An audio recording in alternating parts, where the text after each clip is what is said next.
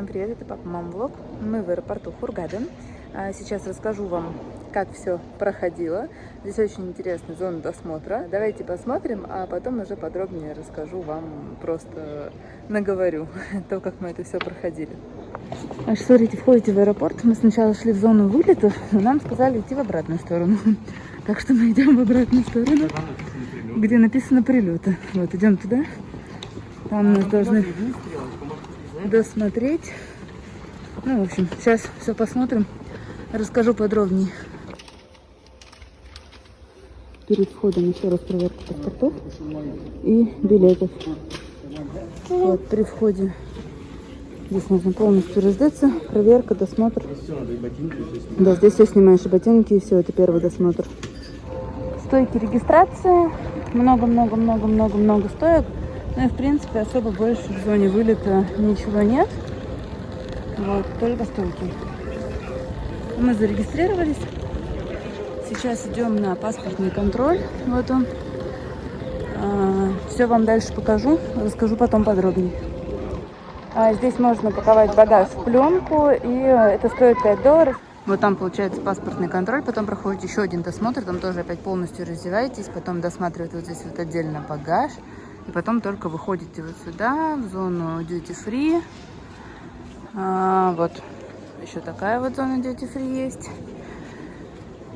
Вот немножко прогуляемся с вами по аэропорту Хургады.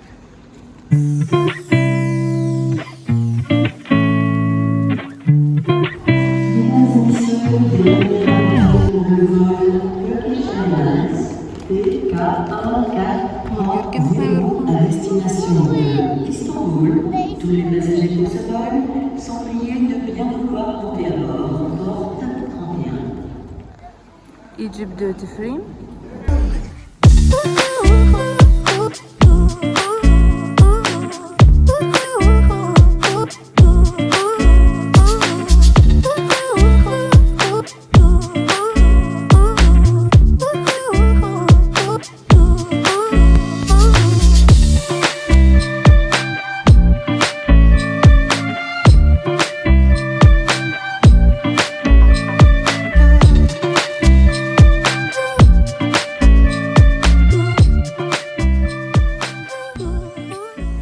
Special offer.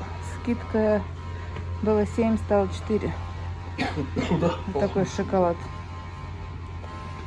Вот, конечно, эти цены у них написаны на упаковках. Это не очень удобно. Ментос 7. Миллер 7. Расскажи, как тут воняет. Я не могу это передать через камеру. Большие чупа-чупсы. Цены такие, знаешь. В общем, цены, конечно, огромные. Просто в 1,5-2 раза выше, чем в Каире, наверное. Сашка говорит, что вот по скидке шоколадки Dairy Milk. Вот, смотри, с 8 до 6,5. Чего у тебя? Вон наверху таблероны, я вижу, за 11, да. У нас они и без скидки столько стоят. Ну, плюс-минус. Да, вот какое-то специальное предложение. Ну, в общем, скидок как таковых нет, а цены огромные. Вот, в общем, хургадовский duty free нас не порадовал, да? Меня Хургадовский аэропорт не порадовал. Хургадовский аэропорт, да. Это, конечно, отдельная история, но я вам потом сейчас сяду, расскажу. Вот в таких бутылках продается Black Label за $85. Blue Label. Бутылки, это, наверное, вот с момента, как Россию закрыли, вот он тут стоял, да, и так он достоялся, наверное, до этих времен. Короче, ребят, цены огонь вообще, огонь. Просто.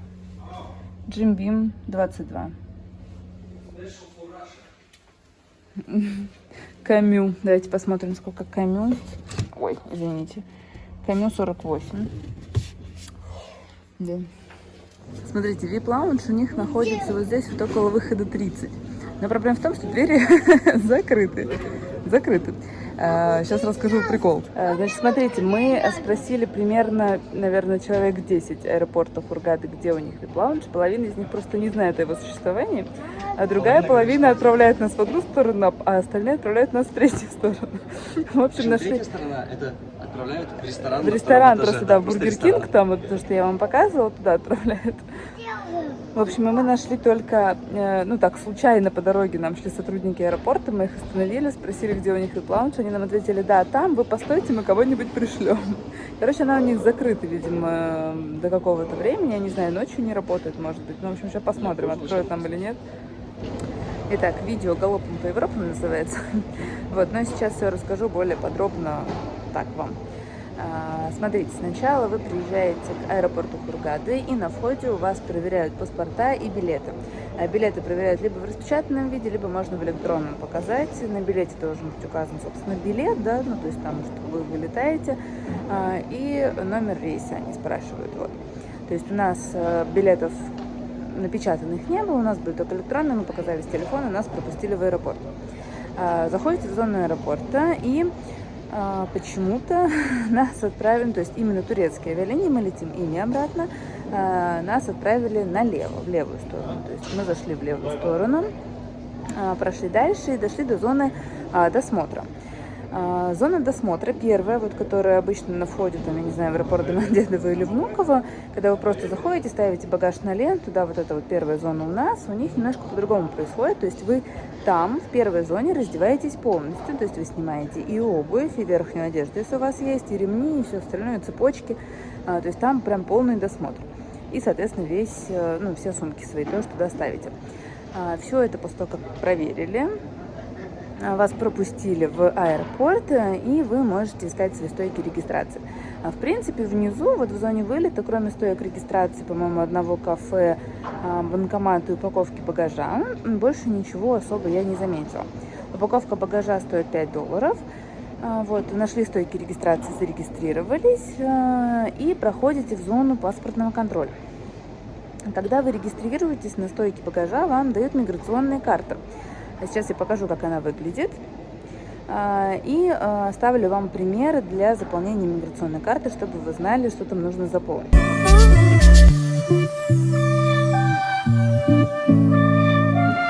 Ну вот, вы заполнили миграционную карту, и затем проходите в паспортный контроль. На зоне паспортного контроля даете билет и миграционку, все это проверяют, ставят вам штамп в паспорте о том, что вы там вылетели, да, что вас выпустили. Затем вы проходите, и отдельный человек проверяет, чтобы в каждом паспорте стоял штамп о том, что вы вылетели, ну, то, что вы улетаете из Хургады, из Египта. Вот. Потом вы проходите вторую зону досмотра. Она точно такая же, как и первая, то есть вы снимаете все, и верхнюю одежду, и обувь, и цепочки, и все.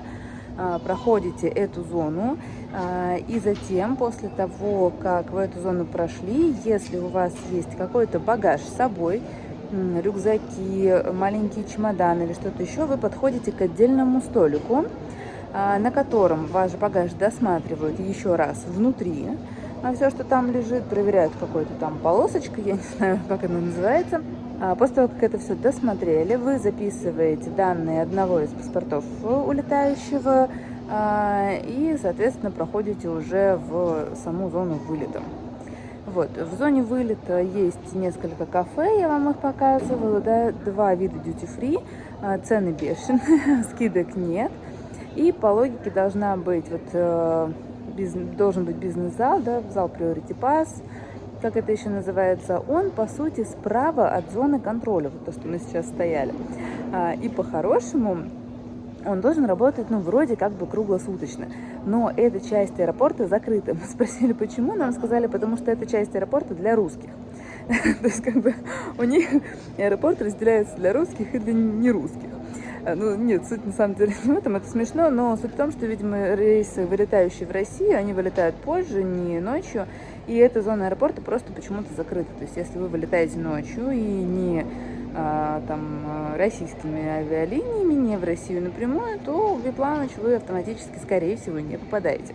Возможно, летом, например, да, или в более какие-то загруженные времена года это работает, но сейчас это не работает.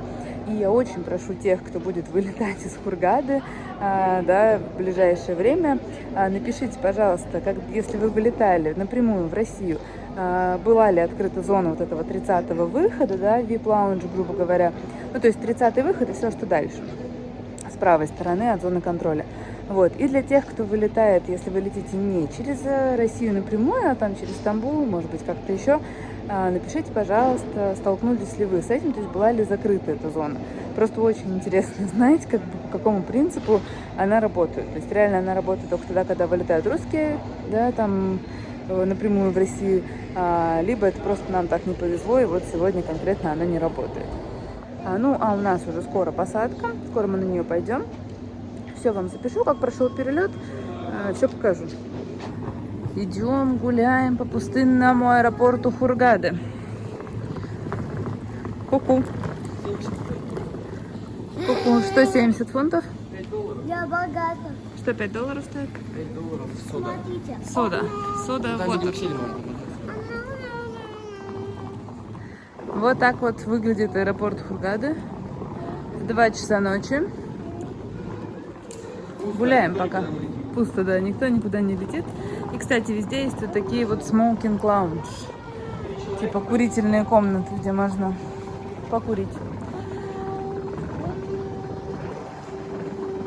Смотрите, водичка стоит 50 фунтов, кока-кола стоит 75 фунтов. Вот, пиво стоит... Пиво стоит 140 фунтов, 135 фунтов, ну, в общем, по-разному. Жесть, просто жесть вообще, на самом деле. Цены просто вообще адические. Непонятно, откуда они их берут. Мы зашли еще, вот здесь есть магазин игрушек. В магазине игрушек тоже все очень дорого. Ой, ребят, что расскажу? Короче, прикол. Мы сейчас подходим, и в той зоне, вот за 30-м выходом, ходят люди, а дверь все равно закрыта. И мы подходим, спрашиваем, типа, как туда попасть? И нам говорят, никак. То есть она закрыта у них постоянно. У них, грубо говоря, для русских, да, то есть для тех, кто летит в Россию, то есть не только для русских, наверное, а именно для тех, кто летит в Россию, у них вообще отдельная зона вылета, закрытая от другого аэропорта. Там, наверное, не воняет. Там, наверное, вообще очень мега круто, но в следующий раз мы обязательно, я вот даже специально ради этого полечу исключительно... Я надеюсь, что я из Пугада вообще не полечу. Лучше с Каира полечу. В общем, я надеюсь, что я полечу на российских авиалиниях в следующий раз. Обязательно там посмотрю, как вообще дела обстоят.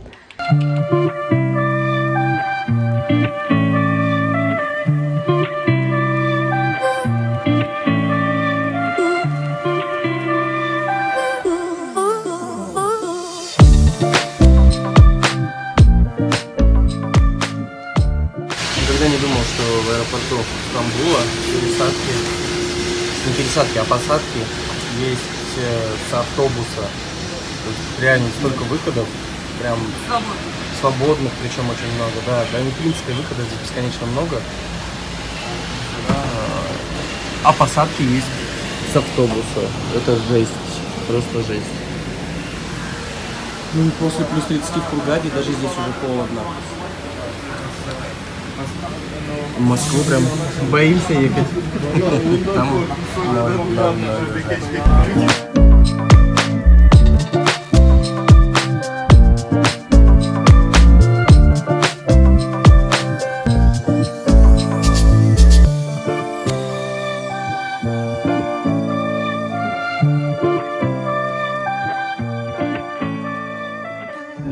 Ура, ура! Мы приземлились в аэропорту Внуково.